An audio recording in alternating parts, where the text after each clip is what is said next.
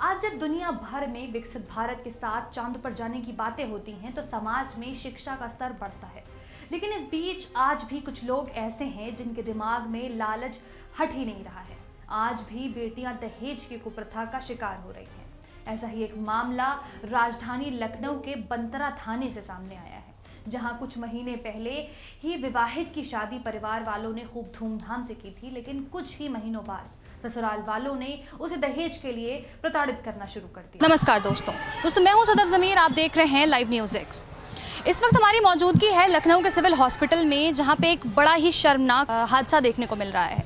यहां पर एक नहीं, मतलब वैसे तो इतना मॉडर्नाइजेशन हो चुका है, लोग इतना पढ़ लिख चुके हैं, ये सिर्फ किताबें और मूवीज़ तक में ही देखने को सीमित रहा था कि लोगों ने बेटियों को दहेज के लिए ज़िंदा जला दिया। लेकिन आज हम एक ऐसा ही वाक़या हॉस्पिटल में देख रहे हैं, लखनऊ जैसे शहर में जहाँ पे लोग इतने पढ़ लिख गए हैं, बेटियाँ इतनी पढ़ लिख चुकी हैं, समाज इतना आगे बढ़ चुका है, वहाँ भी लोगों के अंदर ये भावना है कि लोग बेटियों के जहेज़ पर पलें। लोग उनसे आज भी जहेज़ की उम्मीद रखते हैं और ना मिलने पर उन्हें जिंदा जला देते हैं। एक ऐसा ही वाकया आज हम देख रहे हैं और एक ऐसे बाप से मिलते हैं जहां पर एक नहीं बल्कि दो बेटियों को जिंदा जला दिया गया। हमारे पास सूचना गई 13 तारीख को लमसम 1 बजे कि तुम्हारी लड़की को गैस से जल गई। पति ने सूचना दी। क्या वजह थी, मतलब क्यों? वो लड़ाई चल रही थी? लड़ाई नहीं चल रही थी, वो ऐसा था, पूरी शादी 10 लाख में की थी, तो वो कम दहेज करताना देते थे और 5 लाख रुपया दहेज में मांग रहे थे अतिरिक्त, जिसकी सूचना हमने सीएम पोर्टल पर दी थी। अच्छा। पिछले साल, तारीख नहीं याद है हमको, पिछले साल दी थी। तो जब सीएम पोर्टल पर हमने दी तो सीएम पोर्टल से बंधारा थाने आया, बंधारा थाने से मुझे बुलाया गया, तो हम गए। जब हम गए तो सुलह समझौता दरोगा ने करा दिया, फोटोकॉपी मेरे पास है। हाँ, फिर उसके बाद 6 महीने साल भर जो भी हुआ हो, ये घटना कर दी, मार दिया। दहेज का चक्कर है। जी, दहेज का चक्कर है। हाँ, फिर मार दिया। तो घर में कुछ उनको प्रताड़ित करते थे, मारते डांटते थे, पैसा लाओ, कुछ ऐसा बोलते थे? बहुत प्रताड़ित करते थे, तो उसका सुलह समझौता हो गया था। कितने साल पहले शादी हुई थी? शादी सन 2022 में हुई थी। 2022 में। तो आपने कंप्लेन करी तो घर के खिलाफ कुछ पुलिस ने कुछ कार्रवाई नहीं करी? कंप्लेन करी थी तो पुलिस ने बुलाया हमको थाने, तो हम थाने गए।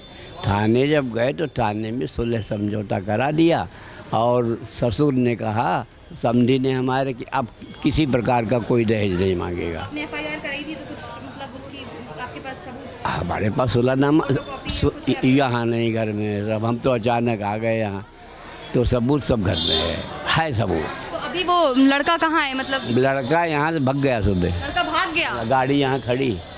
अच्छा, और घर वाले कहाँ हैं? घर वालों को यानी पुलिस आए थे यहाँ, तो हमने कहा ये लोग घूम रहे हैं, इनको कस्टडी में लो। तो कस्टडी में लिया तो वो थाने चौकी ले गए पहले। अब चौकी से कहाँ ले गए अभी हमें नहीं पता। चौकी ले गए, हो सकता है लेन देन करके छोड़ दें भाई, तो हम क्या करेंगे? डॉक्टरों का क्या कहना है? मतलब डॉक्टरों का कहना, डॉक्टरों को तो कहना है, डॉक्टरों ने कोई बयान लिया नहीं। कल हम जब आए तो लड़की ने हमसे कहा मेरे बयान करा दो पापा। तो हमने 112 नंबर डायल किया, पुलिस आई। तो पुलिस से कहा हमने बयान ले लो, लड़की जीवित है, वो देना चाह रही है बयान, तो कैसे मारा, क्या मारा, सब बता रही। तो जब इन्होंने कहा हम नहीं करेंगे इस स्तर पर, हम तब हजरतगंज थाने के 2-3 दरोगा आए। दरोगा से भी काम का बयान ले लीजिए सर। बयान नहीं लिया उनका? नहीं लिया बयान। क्यों? तो कहने लगे हमारे स्तर पे नहीं है, ये बयान लेना उनके उसमें नहीं है, स्तर में नहीं बताए। कहने लगे इसमें जो है मजिस्ट्रेट आता है। तो आप अब सरकार से क्या चाहते हैं? कि सरकार चाहते हैं मुझे न्याय मिले। किस तरह से?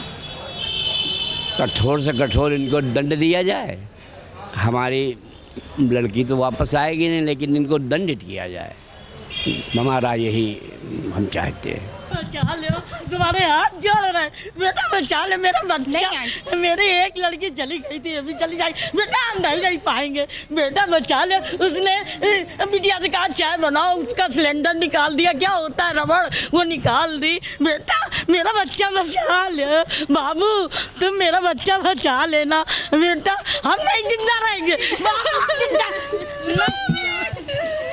आंटी आंटी आंटी हिम्मत रखिए, हिम्मत रखिए आंटी। पानी लाओ। बहुत गलत किया है लोगों ने, ऐसे नहीं। आंटी लोग पहले से उनको परेशान कर रहे थे। उसने यही बोला, बयान में यही बोला कि मुझे बहुत परेशान करते थे। अरे सुनील ले आओ, सुनील ले आओ, हम जिंदा नहीं रहेंगे, भाई इंजेक्शन लगवाओ जहर का, हम यही दम तोड़ेंगे। अरे सास ससुर को उसके बुलाओ, सास बड़ी डाइन है बिटिया, बहुत सास ससुर डाइन, आदमी बहुत मारता था आदमी ही उसका। आप लोग ने कंप्लेन नहीं की? एक बार लड़ाई हुई थी, फिर सुलह हो गई थी। उसको बंद क्यों नहीं करवाया आप लोग ने पहले ही? उसने फिर माफिया भी मांग ली थी, तो हम लोगों ने माफ कर दिया उसको। अरे दया मांग ली। सुलह जो है अम्मा जो है हुई है कि अब दहेज जो है ना मांगब।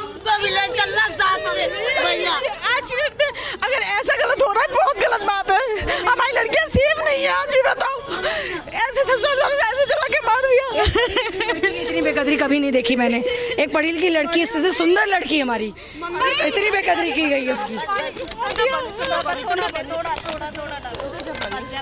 क्योंकि फैमिलीज में ऐसा इन्वॉल्व नहीं हो सकते हम, किसी की पर्सनल लाइफ में क्या हो रहा है। जैसे मुझे पता चला जब मैंने आई हूँ यहाँ पर, मुझे इसकी वीडियोस देख। तो आपको ऐसा लगता था कि वो बहुत सीधी टाइप की है, वो सारे अत्याचार सह रही थी, परेशान मतलब लोग? नहीं, एडजस्टेबल थी वो, नेचर में एडजस्टेबल थी, लोगों को एडजस्ट करती थी अच्छे से। आज की जनरेशन की लड़की थी, लेकिन बस वही घर में बताती थी, हम लोग पर्सनल मैटर में जाएंगे नहीं, घर में क्या हो। घर में बताया कि उसके साथ इस तरह से लोग कर रहे हैं, तो फिर घर वालों ने मतलब घर वालों का क्या स्टैंड था? उसने इस तरह से तो मुझे कुछ भी नहीं मालूम। मैंने जो भी जाना है, अभी वीडियो जो उसने लास्ट में बताया है, बयान दिया है, उसके बाद वीडियो है, वो वीडियो वायरल है मतलब है आपके पास? मेरे पास तो नहीं है।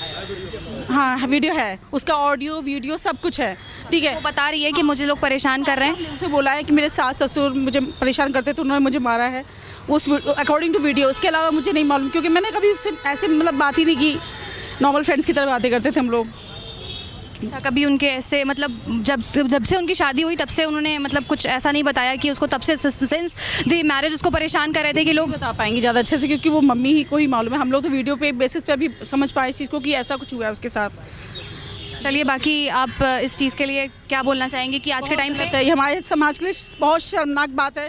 लोग आज भी दहेज के लिए भी दहेज के लिए मार रहे हैं, बहुत गलत बात है। लखनऊ जैसी कैपिटल में बैठ के हम लड़कियां औरतें सेफ नहीं हैं लोग।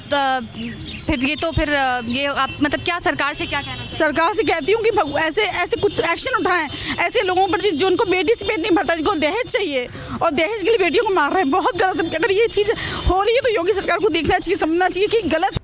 इस कुप्रथा ने देश की तमाम बेटियों को निगल लिया है। अब सवाल ये उठता है, आखिर कब तक लालच का शिकार बेटियां होती रहेंगी? लेकिन देखना ये भी जरूरी है कि जब बेटियां प्रताड़ित की जाती हैं तो माँ बाप पहले से सजग क्यों नहीं होते? जब कानून अधिकार देता है, प्रशासन कार्रवाई भी करता है, क्यों बेटियां हाथ से जाने के बाद ही पिता दहाड़े मारते हैं और माँ को बेटियों का दुख याद आता है?